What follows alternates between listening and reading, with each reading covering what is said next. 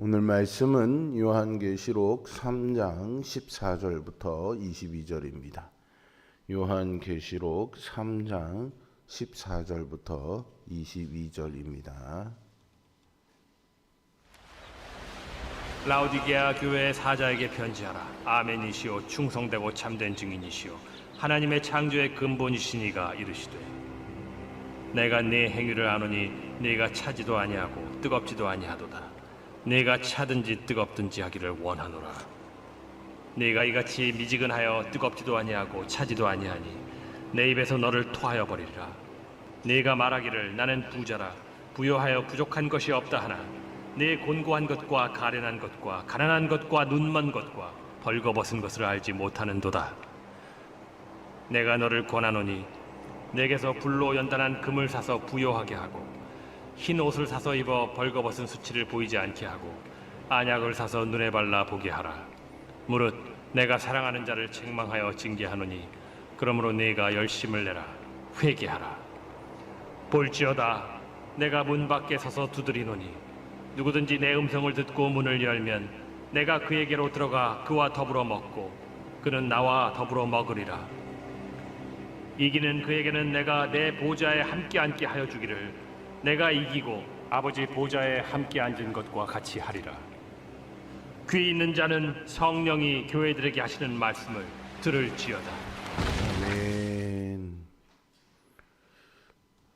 여러분들이 여러 번 들어보셨겠지만 누군가에게 이렇게 손가락질 할 때는요, 늘 상대방을 가리키는 손가락은 하나지만 나머지 손가락들은 다 이렇게 자기 자신을 가리키기 마련이죠.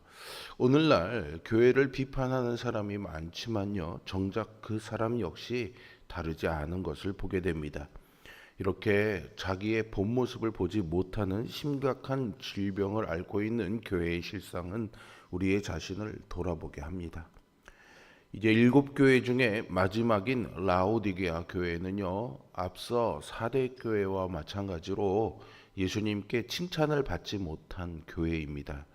라오디게아 성도들은 그리스도인의 정체성을 분명히 갖추지 못한 상태에서 성령의 능력보다는 세상의 능력을 의지하고 있었고, 결국 예수님께 강력한 경고를 들어야 했습니다.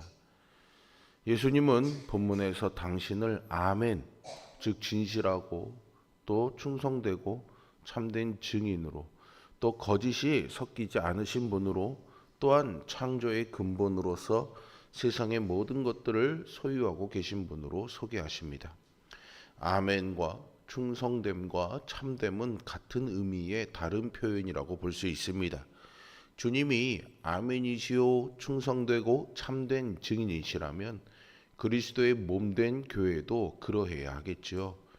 그런데 라오디게아 교회는요, 뜨거운 것도 아니고 차가운 것도 아닌 미지근한 정체성이 불분명한 모습을 보여줍니다.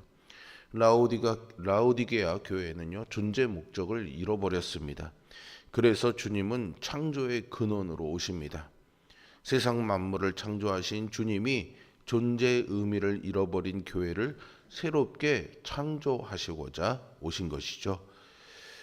라오디게아라는 도시는요, 온천수가 나오는 히에라폴리스라는 도시와 차가운 물이 흐르는 골로새 도시 사이에 위치한 도시였습니다. 이 라오디게아는 수질이 좋지 않아서요, 북동쪽에 있는 히에라폴리스에서 나오는 온천수를 끌어다가 썼는데요, 이 온천수가요, 먼 길을 흘러오다 보니까 도중에 식어버리죠. 그래서 라오디게아에 이르면 뜨거운 온천수가 아니라 미지근한 물이 됩니다. 예수님이 이 물에 빗대어서 라오디게아 교회의 상태를 지적하신 겁니다. 그렇다면 주님이 책망하신 라오디게아 교회의 문제가 무엇일까요? 하나님의 말씀의 능력은요, 좌우의 날선 검과 같아서 우리의 영혼을 파고 들어옵니다. 그래서 말씀을 들으면 우리의 영혼이 반응하게 되어 있습니다. 또 사모하는 마음이 생겨나고 말씀이 달다라는 고백도 나오게 되죠. 기쁨과 즐거움이 넘칩니다.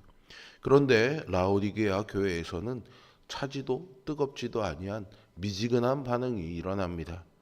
하나님의 말씀에 대해서 사실상 무반응이라는 말입니다. 하나님의 말씀으로 받아들이지도 않고 하나님의 말씀으로 살지도 않았기 때문이죠. 뜨겁지도 차갑지도 않은 성도와 교회는요, 예수님의 기쁨이 될 수 없습니다. 교회가 영적인 정체성을 잃어버리고 세상과 타협하여 미지근해져 있다면 주님께 책망받을 수밖에 없습니다. 또한 이것은 개인의 신앙에 있어서도 마찬가지입니다. 말씀이 삶이 되지 못하는 성도와 교회는 죽은 상태입니다. 교회는 주님의 말씀에 아멘으로 화답하고 참되고 충성된 증인으로 살아가야 합니다. 바로 그때 창조의 근본이신 주님 안에서 새롭게 지어져 갈 줄로 믿습니다. 리플리 증후군이라는 게 있습니다. 자신이 만든 허구의 세계를요, 현실이라고 착각하고요, 자기가 오히려 실제로 발을 딛고 살아가는 현실을 오히려 허구라고 판단하는 심리적인 현상인데요. 이래서 자신이 말하는 거짓을 진짜로 생각하게 됩니다. 이러한 상태에 빠진 사람은요, 아무리 진실을 말해줘도 사실을 말해줘도요, 절대로 믿지를 않습니다. 객관적인 사실의 증거를 보여줘도 믿지 않고 자신이 생각하고 있는 그 허구의 세계가 진실이라고 주장한다면 이보다 더 속 터지는 일은 없을 것입니다. 라오디게아 교회의 눈을 가려서 본 모습을 보지 못하게 한 영적인 문제가 있었는데 그것이 바로 자만이었습니다. 그래서 라오디게아 교회는 마치 리플리 증후군에 걸린 것처럼 자신들이 이 잘되고 있는 이 모습이 하나님의 은혜 받은 것 아니냐, 우리가 참된 그리스도인이 아니냐라는 착각에 빠져 있었던 것이죠. 라오디게아는요, AD 60년경에 지진으로 큰 피해를 입었는데요. 이 무너진 도시를 재건하는데 황제의 재정 지원이 필요 없을 정도로 그 도시 자체가 부유한 도시였습니다. 그러다 보니까 교회 역시 부유한 사람들의 공동체였죠. 라오디게아는 경제적으로 풍족한 도시였습니다. 이런 경제적인 부유함이 결국에는 자만심을 가져오게 된 거죠. 자만에 빠진 라오디게아 교회는요, 자신들에게 부족한 것이 없다라고 자랑했습니다. 그러나 예수님은 라오디게아 교회가 실제로는 곤고하고 가련하고 가난하다고 책망하시죠. 교회가 불로 연단한 금, 즉 죄로부터 구별된 정결한 신앙이 아니라 세상의 부유함을 자랑한다는 것은 곧 그들이 곤고하고 가련하며 가난하고 눈멀고 벌거벗었다는 증거일 뿐입니다. 라오디게아 도시에서 가장 유명한 상품이요, 검은 양털로 만든 옷감이었는데요. 예수님은 여기에 빗대어서 너희가 죄의 검은 옷을 벗어버리고 흰 옷을 사서 입어 수치를 가리라고 하십니다. 라오디게아는 또한 안약의 생산지로도 유명했는데요. 라오디게아 교회는 영적인 눈이 멀어서 자신의 상태를 볼 수가 없었습니다. 예수님은 그들이 육신의 눈을 치료하는 약을 만들지만 영의 눈은 멀었다라고 질책하고 있습니다. 영적으로 깨어 있지 않으면 자신의 본 모습을 보지 못해 아무런 문제가 없다고 자만합니다. 주님은 이런 교회를 향해서 회개를 촉구합니다. 라오디게아 교회는요, 어떻게 보면 겉으로 보면은 아무런 문제가 없는, 오히려 부유함과 그들이 가진 것으로 인해서 자랑거리가 있는 교회였긴 하지만은요, 실상은 주님이 보시기에는 가난하고 헐벗은 교회였다라는 점은 우리가 마음에 두고 생각해 봐야 될 부분입니다.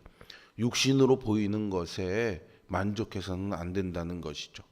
영으로 우리의 속사람을 살펴보며 늘 가난한 심령으로 하나님 앞에 나아가는 저와 여러분 되기를 소망합니다. 웅장한 건물이나 화려한 프로그램, 많은 사람이 모이는 이런 인간적인 성취감에 사로잡혀서 신앙의 본질을 잃어버린 교회라면 말씀의 거울 앞에 자기를 비춰보고 주님의 신부된 교회로 되돌아와야 하겠죠. 교회는요, 세상에 속한 공동체가 아니라 세상에서 구별된 공동체가 되어야 합니다. 예수님은 라오디게아 교회를 향해서 열심과 회개를 촉구하십니다. 그리고 내가 문 밖에 서서 두드리노니라고 말씀하시죠. 이것은 교회 안에 예수님이 계시지 않다라는 것을 의미할 수 있습니다. 예수님이 교회 안에 계신 것이 아니라 교회 밖에 계시니 내가 문 밖에 서서 두드린다라고 말하실 수밖에 없는 거죠. 모두 세상의 부유함으로 자만할 때 한 사람만이라도 예수님이 밖에서 문을 두드리는 소리를 듣고 문을 열어 영접한다면 예수님은 그와 더불어 교제하실 것입니다. 물론 다른 이들과 다르게 회개하는 자에게는 교회 내에서 어려움과 갈등을 겪을 수 있지만 그 가운데서 믿음으로 이기는 자는 예수님과 함께 보좌에 앉는 영광을 얻을 것입니다. 교회가 예수님과 함께하지 못하고 있다는 사실을 깨달았다면 머뭇거려서 안 되겠죠. 어떤 어려움이 닥치든지 즉시 돌이켜 변화를 일으켜야 합니다. 문을 열고 주님을 영접해야 하겠죠. 라오디게아 교회를 책망하신 주님이 문 밖에 서서 문을 두드리고 계십니다. 우리는 세상의 수많은 소리 가운데서 주님이 문 두드리시는 이 소리에 귀 기울여야 하겠죠. 그리고 지체하지 말고 회개의 문을 열어 주님과 더불어 살아가는 은혜를 회복해야 합니다. 예배당도 없고 차가운 마룻바닥과 헛간에 모인 성도들 앞에서 목사님이 그저 나무 개짝 하나 올려놓고 설교했던 교회가 크게 부흥했는데요. 정작 성도가 많아지고 헌금도 쌓이고 건물도 크게 지으니 교회가 본질에서 벗어나게 되는 경우들이 종종 있습니다. 교회의 정체성을 잃어버리기 때문이겠죠. 우리에게는 영적인 혼합, 즉 미지근함에서 벗어나야 될 사명, 그런 당위성이 있습니다. 성도와 교회의 정체성을 회복하고 예수님을 향한 갈망과 복음의 열정으로 뜨겁게 타오르기를 늘 소망하는 우리 모두가 되기를 바랍니다. 주님은 지금도 성도와 교회를 향해서 차갑든지 뜨겁든지 하라고 촉구하십니다. 성경은 어느 한 세대의 어느 특정한 대상에게만 주어진 것이 아니죠. 이 말씀은 곧 오늘 이 황금 만능주의가 지배하는 세대에도 향하고 있습니다.